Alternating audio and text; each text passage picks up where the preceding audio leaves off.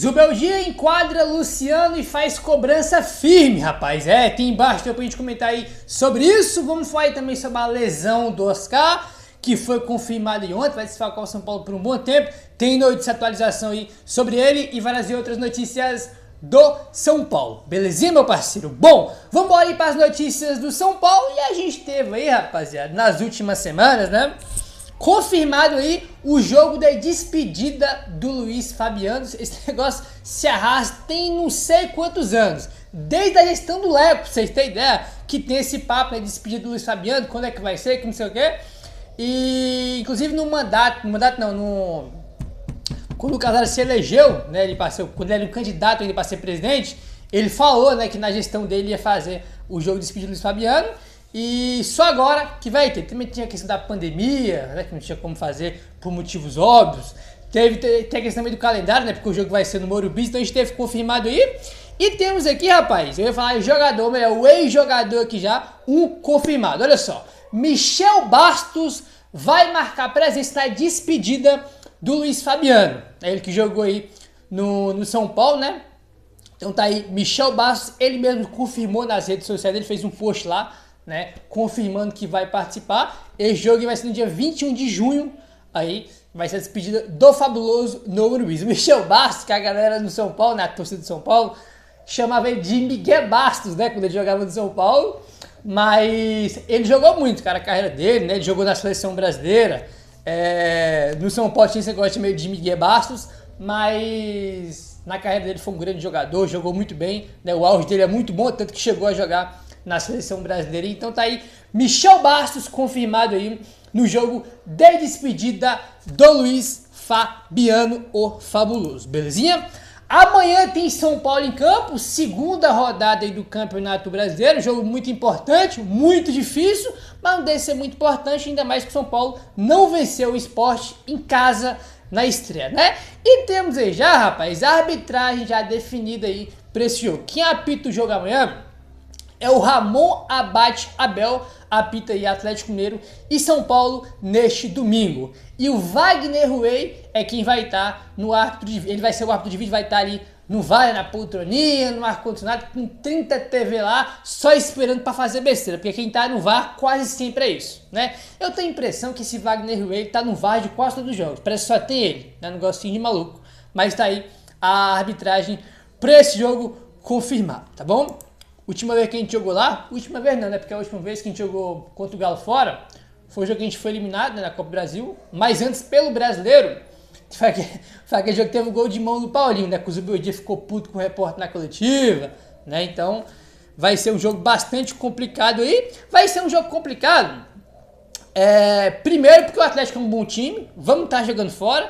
E além de todos esses contextos aí, tem a questão do Oscar que tá fora, o Lucas tá fora, pode ser que o Zubeldia rode aí o elenco do São Paulo, vamos falar mais sobre isso daqui a pouco. Então, além dos problemas que o São Paulo tem, né, do nosso time, o Galo é um bom time fora de casa, ainda tem uma questão aí, que a gente comentou muito sobre isso no ano passado, que é a questão do tabu que o São Paulo tem com o Galo. O São Paulo não ganha do Atlético Mineiro, é um negócio de maluco, tá? A gente comenta muito que a última vitória do São Paulo sobre o Galo foi em 2020, quando o técnico era Fernando Diniz. Esse jogo ainda estava sem público por causa da pandemia. Olha o tanto de tempo, cara. O Diniz era o técnico, estava na pandemia, sem público.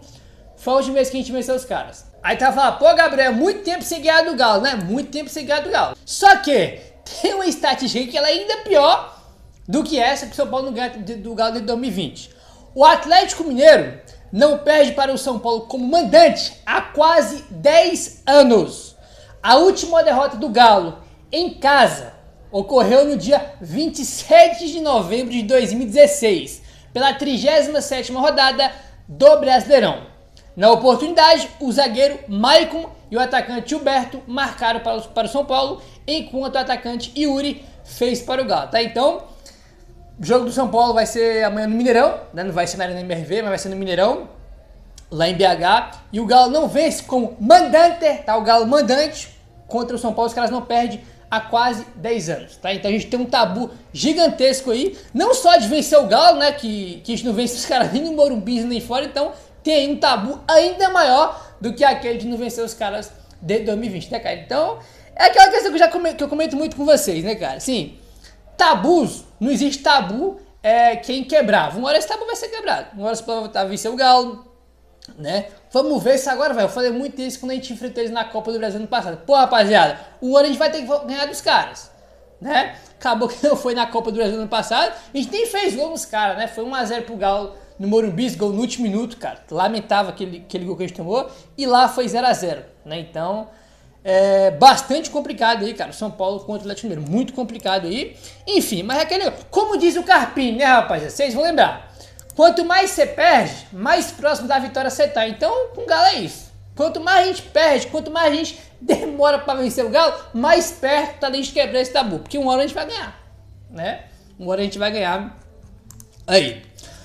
O volante Alisson está no time de melhores jogadores da primeira rodada da fase de grupos da Libertadores. Tivemos aí encerrado a primeira rodada, né, da Libertadores. São Paulo venceu aí na quarta-feira o Tajeres por 1-0. Ele fez o gol que decidiu a partida pro São Paulo e tá aí na seleção, né, no time aí da primeira rodada da Conmebol Libertadores. Uma vitória muito grande na Argentina, apenas a terceira vitória do São Paulo na história, né, na Argentina pela Copa Libertadores, né, só vencemos 3 vezes na história, então vitória muito grande, apesar que o time talvez é ruim, é fraco, mas não deixa de ser uma vitória muito grande, né, pelo momento do São Paulo e por ser também a terceira vitória na história, né, na Argentina pela Libertadores. Então ele foi aí, então na seleção da Libertadores da primeira rodada. Belezinha, meu parceiro? Bom, vamos avançando aí e o negócio é o seguinte, rapaziada. Quero falar com vocês agora sobre o Oscar, tá? O Oscar infelizmente teve aí diagnosticado ontem mais uma lesão, né? Na mesma coxa esquerda, que é onde ele tinha se machucado já antes do jogo contra o Sport, né? E foi diagnosticado uma lesão e ele vai ficar aí um bom tempo parado, tá? Segundo Alexander Vieira, a tendência é que o Oscar fique de fora de 3 a 4 semanas. A lesão diagnosticada foi uma lesão mais grave do que a primeira que o tirou do jogo contra o Sport, tá? Então, vai ficar aí 3, 4 semanas e talvez até mais, né? Porque o São Paulo, como ele não dá prazo, né, que o jogador vai voltar, muitas vezes fica até mais do período que a gente espera que o jogador volte. O Lucas, por exemplo, já tinha expectativa de voltar antes, mas vai demorar muito ainda para poder voltar. Então, lamentável o que aconteceu com o Oscar, triste. E a gente comentou muito sobre isso ontem, né, rapaziada? Tipo assim, o cara teve uma lesão na coxa, né? Lesão na coxa. O jogo do São Paulo foi no sábado contra o Sport. Ele teve essa lesão confirmada, se não me engano, foi na quinta-feira, foi na sexta. Foi bem ali perto, na véspera ali do jogo contra o Sport. Aí, o cara se machuca na quinta e na sexta.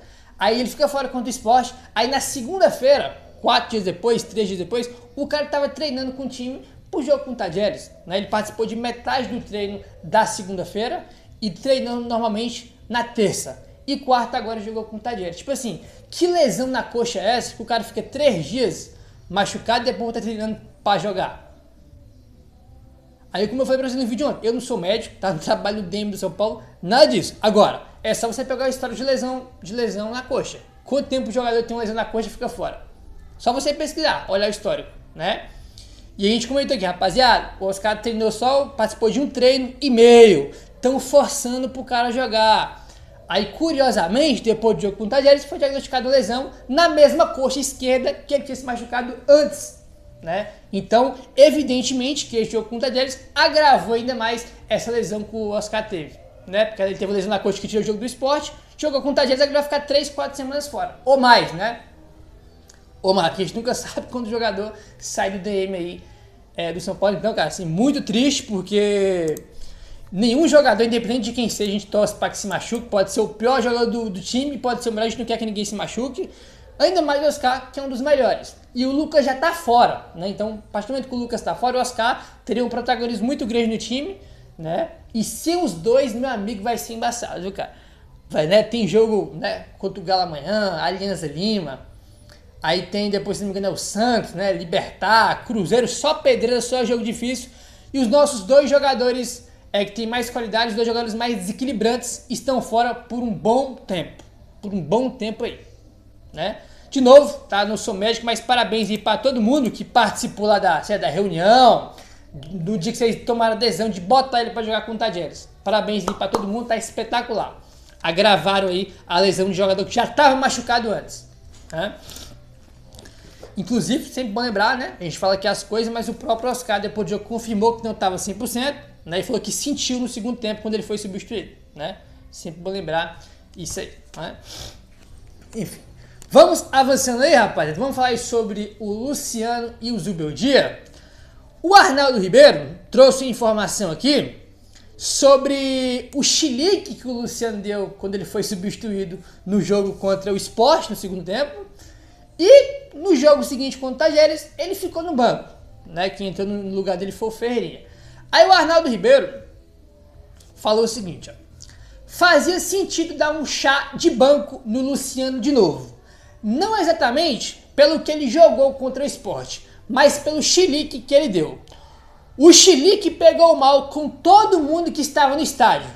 Com a torcida organizada, com os companheiros que ficaram assustados do lado, o Sabino, o Juan, o moleque que entrou. A informação que eu tenho, que lá na Argentina, o Zubeldia colocou o Luciano no cantão e eles têm uma relação muito boa de olho a olho. E o Zubeldia falou, você vai para o banco por isso e isso. E o Luciano foi para o banco contra o Tajeres, informação que trouxe aí o Arnaldo Ribeiro. Segundo o Arnaldo Ribeiro, o Zubeldia enquadrou, né, chamou ele no cantão e falou que ele ia para o banco, né, por causa do chilique que ele deu aí no jogo contra o Sport, que pegou mal com todo mundo, né, naquele jogo lá contra o Sport. Assim, esse chilique ele foi desproporcional, não precisava daquele chilique todo, né, mas eu espero que esse chilique que ele deu tenha sido por ele não ter jogado nada no jogo, né? Porque ele sofre o pênalti no comecinho com 2, 3 minutos, mas depois mal participa do jogo, ele mal pega na bola, né? Ainda mais no jogo que não tinha o Oscar, não tinha o Lucas, ele tinha que chamar mais a responsabilidade, apesar de ele ser um finalizador, né? Ele tinha que vir buscar mais o jogo, né, cara? Fazer alguma coisa.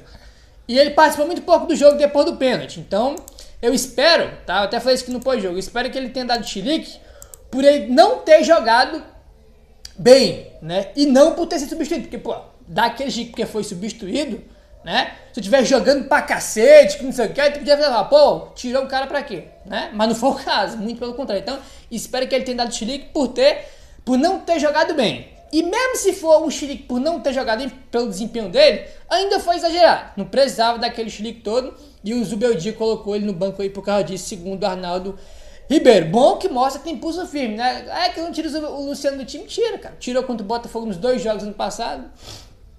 Né? Tirou agora depois do chilique, vamos ver se o Luciano vai aprender, né? Agora aí, porque ele já tem histórico desse chiliquinho aí, não precisa disso, né, cara? Não tem necessidade nenhuma dele fazer esse tipo de coisa aí, porque literalmente pega mal, né? Até com os jogadores que estão entrando ali, né? O cara que vem entrar no lugar dele também pega muito mal, não tem nenhuma necessidade disso aí, tá? Enfim, vamos avançando aí, rapaziada. A gente comentou sobre o jogo, né? Comentamos já um pouco sobre o jogo contra o Galo. E, rapaz, a informação que o Alexandre Vieira trouxe. Com a possibilidade do São Paulo rodar o elenco contra o Atlético Mineiro, Jandrei tem boas chances de ganhar uma nova chance como titular, rapaz. Então tá aí, a gente jogou com o time titular contra o Sport, contra o Tajeres. É normal que o Zubeldia derrode um pouco o elenco aí no jogo de amanhã contra o Galo, e pode ser que até o Jandrei ganhe chance. Aí eu pergunto pra vocês, cara, é o jogo pra colocar o Jandrei? Pô, deixa pra colocar ele enquanto Mirassol em casa, né? No jogo que o adversário vai atacar menos, vai finalizar menos, porque quanto menos finalizar, melhor. Vai pôr contra o Galo fora, velho. Tem necessidade. O goleiro, ele... Todo goleiro, não é só o Rafael, eles jogam muito mais em questão de quantidade de jogos do que os jogadores de linha por motivos óbvios, né? Então, muitas vezes, quando os times poupam os jogadores, o goleiro titular fica, por muito, né? Muitas vezes isso acontece. E acho que tinha que acontecer com o Rafael também, cara. Entendeu? Acho que o Rafael vai ter que ser poupado em um outro jogo aí. Mas tem que ser amanhã contra o Galo, segunda rodada do Brasileiro. Não vai deixar pra poupar ele contra o Mirassol no Morumbi. Entendeu? Aí olha só. Nessa temporada, o Jandrei acumula 3 jogos disputados. Ele jogou 3 jogos. E tomou 5 gols, né? Ele tomou aí 3 gols do Velo Clube, que foi aquele jogo 3x3 em Brasília bizarro. Tomou um do Bragantino, que a gente perdeu por 1x0. E tomou um gol da Portuguesa, que a gente venceu por 2-1, que é aquele golaço do Rian no segundo tempo, né? Ele tem uma média de 1,6, né, de gols aí, né? Falando em média, 1,6 de gols sofridos por jogo, né? Então o cara jogou 3 jogos, tomou 5 gols. Aí tu olha aqui. Contra o Bragantino, foi falha dele, vocês vão lembrar, né? Foi um chute cruzado de fora da área, teve erro de marcação, mas ele foi com a mãozinha mole. Era uma bola que ele tinha que ter defendido e não defendeu. Foi falha dele no jogo, que custou uma derrota, né? Contra a Portuguesa, ele teve uma falha, mas não foi o principal responsável. Porque vocês vão lembrar que esse gol contra a Portuguesa, que a gente tomou, o Bobadilha tá com a bola, ele erra o passe, dá a bola no pé do jogador da Portuguesa. O jogador da Portuguesa conduz a bola, sai na cara do gol com o Jandrei, só que na hora que o cara vai finalizar, o Jandrei escorrega, né? Então, tipo assim, ele teve a culpa dele porque ele escorregou no lance, mas o principal culpado foi o Bobadilha, né? Então ele também podia ter feito o melhor do jogo contra a Portuguesa. Quanto o Velo Clube, não me lembro, né, cara? Foram 3 gols, não me lembro se teve alguma falha dele. Não me lembro se teve alguma falha dele, não. Mas, sinceramente, cara, assim, não acho que é jogo pra pôr ele, não, tá, cara? Acho que é jogo pra pôr ele, não. Acho que é melhor deixar ele pra jogar algum jogo aí em casa, né? Que o adversário, né, vai finalizar menos, porque amanhã é um jogo muito difícil. O Galo, queira ou não, é favorito, mas, cara, uma hora a gente vai voltar a ganhar desses caras, né? Então, sei lá, cara, o Jandrei não passa nenhuma confiança, mano, nenhuma confiança, entendeu? Ele é até um goleiro, se você for parar pra olhar, que faz algumas defesas difíceis. E o problema ele vai sair, cobrar o tiro de meta da bola no pé do jogador do adversário, né? Como aconteceu com o Criciúma no ano passado. Contra o Botafogo, no último jogo do Brasileiro, time totalmente reserva, 1-1, lindo, maravilhoso. No último lance do jogo, ele vai cobrar o tiro de meta da bola no pé do Gregory, o Gregory faz o gol, entendeu? Ele tem esse histórico, né, de entregar gols, entendeu? O Jandrei é curioso por quê? Ele é mais conhecido, né, por falhar em gol numa saída de bola errada, num lançamento errado, do que de frango. Não que ele não tenha tomado frango, toma, né? E ele tem esses erros bizarros, cara, de saída de bola que acaba comprometendo muitas vezes aí. Mas enfim, não acho que é jogo pra ele, não. Meu parceiro, se inscreve no canal, deixa o like, valeu, tamo junto e saudações tricolores.